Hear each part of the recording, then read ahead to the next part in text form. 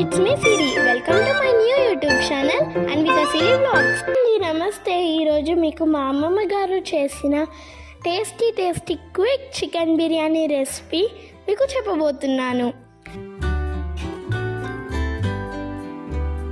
First మనం బాస్మతి రైస్ని నానబెట్టుకుందాం.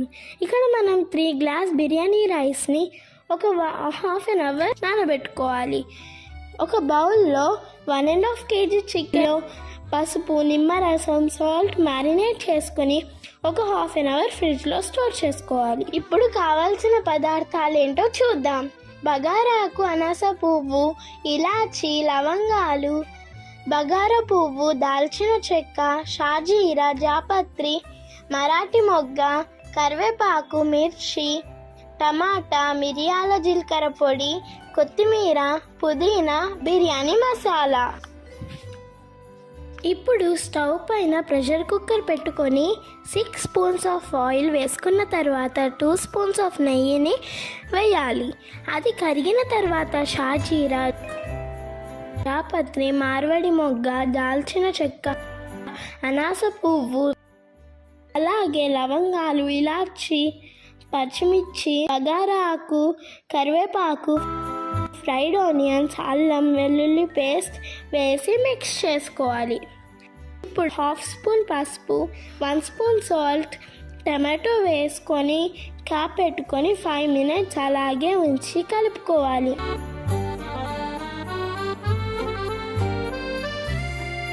ఇప్పుడు మ్యారినేట్ చేసుకున్న చికెన్ని కుక్కర్లోకి యాడ్ చేసుకుందాం. దీనిలో ఒక గరిటె కారం పొడి, జీలకర్ర మిరియాల పొడి, 1 స్పూన్ ధనియాల పొడి, 1 స్పూన్ బిర్యానీ మసాలా పొడి వేసుకొని బాగా మిక్స్ చేసుకోవాలి. ఇప్పుడు ఒక గరిటె కర్డ్ వేసి బాగా కలుపుకోవాలి. పెరుగు యాడ్ చేయడం వలన గ్రేవీ థిక్గా వస్తుంది.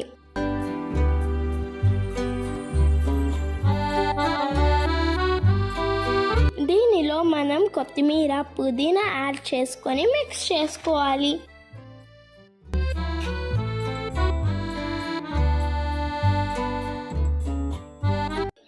ఇప్పుడు ఆల్రెడీ నానబెట్టుకున్న బాస్మతి రైస్ యాడ్ చేసుకోవాలి. వాటర్ని పూర్తిగా డ్రైన్ చేసుకొని చికెన్లోకి లేయర్గా యాడ్ చేసుకోవాలి. తర్వాత బాగా కలుపుకోవాలి.